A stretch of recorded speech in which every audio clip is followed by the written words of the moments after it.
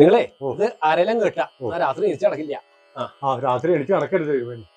ആയിക്കോട്ടെ. അതല്ല നിങ്ങളെ ആവശ്യം. അതല്ല തിരുമേനി, ഇതിപ്പോ കാല് കിട്ടിയ പോരെ? കാലിലോ? എന്താ തനിക്ക് എന്താ അരയെ കെട്ടാൻ മടി? കാലില് ഇല്ലേ? സ്വന്തം മാരിനല്ലേ? എന്നാ പൊക്കോളോ. ശരി.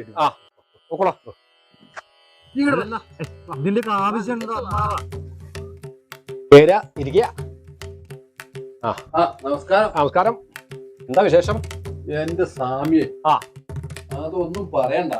പറയാനില്ല. ചെക്കന്റെ ജാതകം ഒന്ന് നോക്കണം. ആണോ? ഇവരെന്താ കല്യാണായോ? ഏകദേശം അങ്ങോട്ട് എടുത്തു വന്നിരിക്കുക. നക്ഷത്രം പറയൂ. നക്ഷത്ര ചിത്തിര ചിത്തിര ചിത്തിര. പെണ്ണ് നക്ഷത്രം എന്താ? ജ്യോതി ജ്യോതി. ഓം നമഃ ശിവായ. വല്ലതും നടക്കും.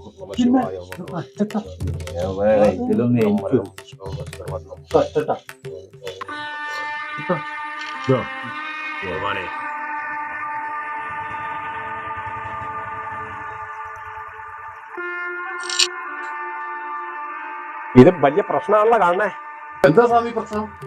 ഇതേ ഈ കല്യാണം നടക്കാൻ പാടില്ല. നടന്ന പെണ്ണിന്റെ അച്ഛനെ തെക്കോട്ടങ്ങൾ എടുക്കേണ്ടി വരും. മരണാണ് കാണുന്നത്.